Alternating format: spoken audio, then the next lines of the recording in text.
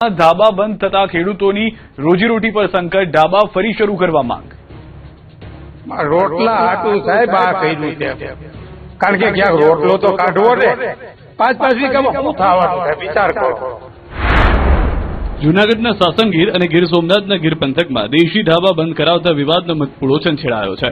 આરોપ છે કે ધાબા બંધ કરાવતા ખેડૂતોની રોજીરોટી પર સંકટ ઉભું થયું છે। રોજીરોટી બચાવવાની માંગ સાથે ખેડૂતો, રિસોર્ટ અને હોમસ્ટે ધારકોની બેઠક યોજાઈ હતી। મહત્વનું છે કે ઇકો ઝોનમાં 0 થી 1 કિલોમીટરની ત્રિજ્યાવાળા ઢાબા અને હોમસ્ટે સંચાલકો વિરુદ્ધ તંત્રએ લાલાક કરી। ગીર સોમનાથ જિલ્લામાં 308 યુનિટની ચકાસણી કરવામાં આવી, જેમાં 54 યુનિટ બંધ કરી દેવાયા હતા, જ્યારે જૂનાગઢ જિલ્લામાં 32 હોમસ્ટે અને ઢાબા સંચાલકોને નોટિસ આપવામાં આવી છે।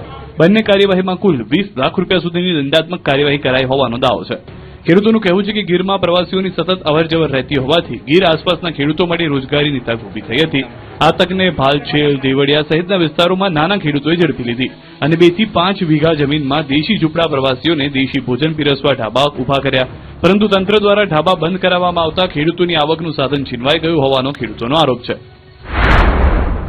એ કે હુઈ જાવ હુઈ ગયા, એ કે ઉઠી જાવ ઉઠી ગયા, તો અમે દંડે ભર્યા, એની જે કહેતા ગયા એમ અમે કરતા ગયા, તો અત્યારે અમારે બંધ કરાવી દીધું। અમને એમ કે દંડ ફરજિયાત હાલ છે। શું માંગણી છે તમારી? અમારી એક જ માંગણી, અમારા ધાબા ચાલુ કરાવે અને અમને રોટલો આપે, બીજું કાંઈ નહીં। ખેડૂતોનું કહેવું છે કે ઇકો ઝોનના નિયમોનું પાલન કરવા તેઓ તૈયાર છે, પરંતુ તેમની રોજીરોટી બંધ ન કરાવવામાં આવે। સમગ્ર મુદ્દે ધારાસભ્ય ભગવાનજી કરગટિયા અને અરવિંદ દાડાણીએ ખેડૂતોની રજૂઆત કરતા બંને સરકારમાં રજૂઆત લઈ જવાની તૈયારી આપી છે। સાગબારા જંગલ જમીન ખેડાણ મુદ્દે ધરણાનો 9મો દિવસ, મનસુખ વસાવાએ વન વિભાગના અધિકારી પર કર્યા પ્રહાર। આદિવાસીઓને અંદર લડાવવાના ધંધા આ જંગલ ખાતાના લોકો, ખાસ કરીને તેનો ડીએફઓ અને એસીએફ ત્યાં આ પ્રકારના કૃત્ય કરી રહ્યા છે, આદિવાસીને લડાવવાના। નર્મદાના સાગબારામાં જંગલ જમીનના ખેડાણનો મામલો વધુ ગરમાયો છે। જમીન ખેડાણના મુદ્દે ચાલી રહેલા ધરણાનો આજે 9મો દિવસ છે। 9મા દિવસે પણ આદિવાસીઓના ધરણા યથાવત રહ્યા છે। ધરણા સ્થળે પહોંચેલા સાંસદ મનસુખ વસાવાએ આદિવાસીઓ સાથે મુલાકાત કરી। આ દરમિયાન આદિવાસીઓએ જંગલ જમીન પર વર્ષોથી ખેડાણ કરતા હોવાના પુરાવા સાંસદ સમક્ષ રજૂ કર્યા। મનસુખ વસાવાએ વન વિભાગના અધિકારીઓ પર પણ નિશાન સાધ્યું। તેમણે ઉમરપાડાના ખેડૂતોને વન વિભાગની ખોટી વાતોમાં ન આવવાની અપીલ કરી। સાથે જ બંને વિસ્તારના આદિવાસીઓ એક થઈને જમીનનું ખેડાણ કરવા પણ અપીલ કરાઈ હતી। આ જંગલની જમીન છોડાવી, સાગબારા પાસેથી છોડાવી અને ઉમરપાડાના આદિવાસી ખેડૂતોને મળે એવું હોત તો મને કોઈ વાંધો નહોતો, પણ એ આદિવાસીને ત્યાં મળવાની જ નથી। ઉમરપાડાના ખેડૂતોને એ મળવાની નથી। એ જમીનમાં જંગલ ખાતું પ્લાન્ટેશન કરવાનું છે। સાંસદે આક્ષેપ કર્યા કે જંગલ ખાતું જમીન પડાવી લેવાનું કાવતરું કરી રહ્યું છે। તેમનું કહેવું છે કે જમીનનો હક આદિવાસીઓનો છે અને જો આ જમીન ઉમરપાડાના ખેડૂતોને આપવામાં આવે તો પણ તેમને કોઈ વાંધો નથી। મહત્વનું છે કે જંગલ જમીનના ખેડાણ મુદ્દે સાગબારામાં છેલ્લા 9 દિવસથી ધરણા ચાલી રહ્યા છે। બીજી તરફ ઉમરપાડાના ખેડૂતો પણ આ ધરણાનો વિરોધ કરી રહ્યા છે અને 1 ઇંચ પણ જમીન ન આપવાની વાત કરી રહ્યા છે। ત્યારે હવે સાંસદની અપીલ બાદ આ વિવાદનો શું ઉકેલ આવે છે અને તંત્ર દ્વારા શું નિર્ણય લેવામાં આવે છે તેના પર સૌની નજર છે। ખેડામાં ઠાસરા બ્રિજ ધરાશાયી, ચિતલાવ અને સતપુરાનો સંપર્ક કપાઈ ગયો। રાજ્યમાં 1 વર્ષ અને 1 મહિના બાદ ફરીથી બ્રિજ દુર્ઘટના સર્જાઈ। આ વખતે ખેડા જિલ્લાના ઠાસરામાં બ્રિજ ધોવાયો, જેના લાઈવ દ્રશ્યો પણ સામે આવ્યા। સદનસીબે મોટી દુર્ઘટના ટળી છે, પરંતુ હવે 2 ગામના હજારો લોકોને હેરાન થવાનો વારો આવ્યો છે। ખેડા જિલ્લામાં બ્રિજ ધરાશાયી થવાની ઘટના સામે આવી। ઠાસરા તાલુકામાં ચિતલાઓથી સતપુરાને જોડતો બ્રિજ અચાનક તૂટી પડતા 2 ગામો વચ્ચેનો સંપર્ક તૂટી ગયો। સદનસીબે બ્રિજ ધરાશાયી થવાની આ ઘટનામાં કોઈ જાનહાની થઈ નથી। મળતી માહિતી પ્રમાણે સવારે આશરે 10 વાગ્યાના અરસામાં આ બ્રિજ અચાનક ધરાશાયી થયો। બ્રિજની નીચે આવેલા પિલ્લરની આસપાસ ધોવાણ થતા પિલ્લર નબળો પડ્યો અને તેના કારણે બ્રિજ તૂટી પડ્યો હોવાનું સામે આવ્યું છે। ચિતલાઓ અને સતપુરા 2 ગામને જોડતો આ બ્રિજ મહી કેનાલમાંથી વધારાનું પાણી નિકાલ કરવા માટેની કાંસ ઉપર બનાવવામાં આવ્યો હતો। બ્રિજ ધરાશાયી થતા હવે બંને ગામો વચ્ચેનો સીધો સંપર્ક તૂટી ગયો છે અને સ્થાનિકોને અવરજવરમાં મુશ્કેલીનો સામનો કરવો પડી રહ્યો છે। આમ રાજ્યમાં 1 વર્ષમાં વધુ 1 બ્રિજ ધરાશાયી થતા તંત્રની કામગીરી સામે પણ સવાલો ઉઠી રહ્યા છે। બ્રિજ ધરાશાયી થયા બાદ સ્થાનિકોમાં ચિંતા જોવા મળી રહી છે। સ્થાનિકોએ તંત્ર સમક્ષ વહેલી તકે વૈકલ્પિક વ્યવસ્થા ઊભી કરવાની અને નવા બ્રિજનું નિર્માણ કરવાની માંગ કરી છે, જેથી બંને ગામો વચ્ચેનો સંપર્ક ફરી પૂર્વવત થઈ શકે છે। આ પહેલા 9 જુલાઈ 2025ના રોજ આણંદ વડોદરાને જોડતો મહીસાગર નદી પરનો ગંભીરા બ્રિજ ધરાશાયી થઈ ગયો હતો। 40 વર્ષ જૂનો ગંભીરા બ્રિજ તૂટી જતા 20 લોકોએ જીવ ગુમાવ્યો, જે બાદ તેનું સમારકામ હાથ ધરાયું અને 10 મહિના બાદ ફરી બ્રિજને ખુલ્લો મુકાયો। રાજ્યમાં વરસાદની 4 મોટી આગાહી, 6 જિલ્લામાં યલો એલર્ટ અને 23 થી 28 ઓગસ્ટે વરસાદનું જોર વધવાની શક્યતા।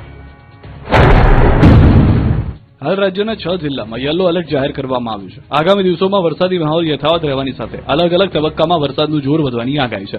હવામાન વિભાગનું માનીએ તો આગામી 7 દિવસ સુધી સૌરાષ્ટ્ર, કચ્છ અને રાજ્યના અન્ય ભાગોમાં હળવાથી મધ્યમ વરસાદ વરસી શકે છે. હવામાન વિભાગે છોટાઉદેપુર, વલસાડ, ડાંગ, દમણ, તાપી અને નવસારીમાં યલો એલર્ટ જાહેર કર્યું છે. આ વિસ્તારોમાં ગાજવીજ સાથે વરસાદ વરસી શકે છે, જ્યારે મહીસાગર, અરવલ્લી, દાહોદ, પંચમહાલ, વડોદરા અને નર્મદા જિલ્લામાં પણ ગાજવીજ સાથે હળવાથી મધ્યમ વરસાદની આગાહી કરવામાં આવી છે. આ ઉપરાંત હવામાન વિભાગે જણાવ્યું કે અત્યાર સુધીમાં સમગ્ર ગુજરાતમાં 19% વધુ વરસાદ નોંધાયો છે, જોકે સૌરાષ્ટ્ર કચ્છમાં સામાન્ય કરતાં 25% ઓછો વરસાદ નોંધાયો છે.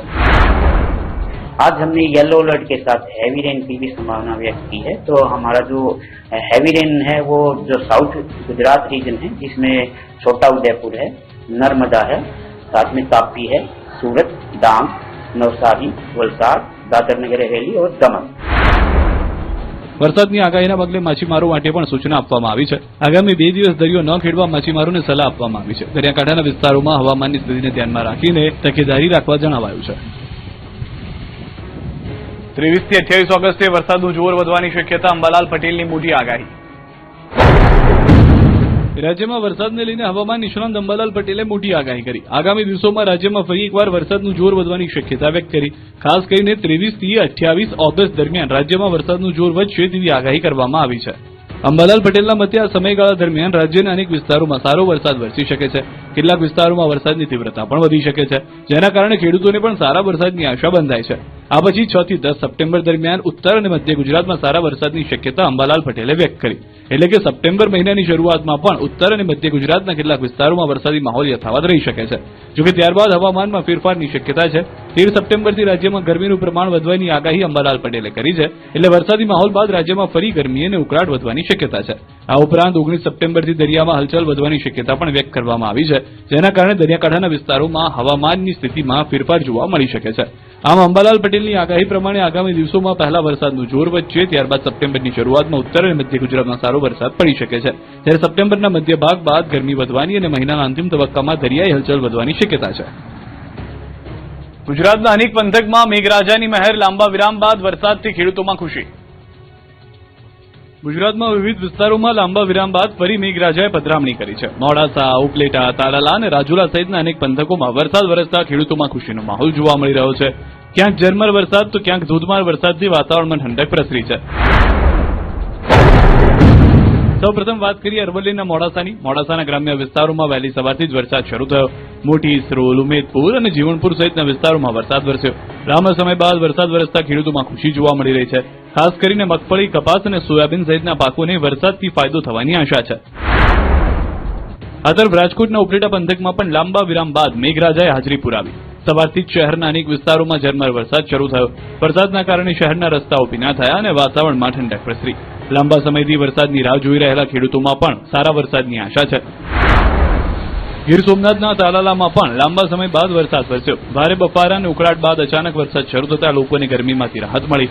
વરસાદના આગમનથી વાતાવરણ ખુશનુમા બન્યું. લાંબા વિરામ બાદ ફરી શરૂ થયેલો વરસાદ પાક માટે કાચા સોના સમાન જેવો સાબિત થયો. આ તરફ અમરેલીના રાજુલા પંથકમાં પણ વરસાદ વરસ્યો. રાજુલા શહેર અને હિંડોરણા ગામ સહિતના વિસ્તારોમાં વરસાદ પડ્યો. વરસાદને કારણે કેટલાક રસ્તાઓ પર પાણી ફરી વળ્યા. ગામડાઓમાં વરસાદ વરસતા ખેડૂતોમાં ખુશી જોવા મળી રહી છે.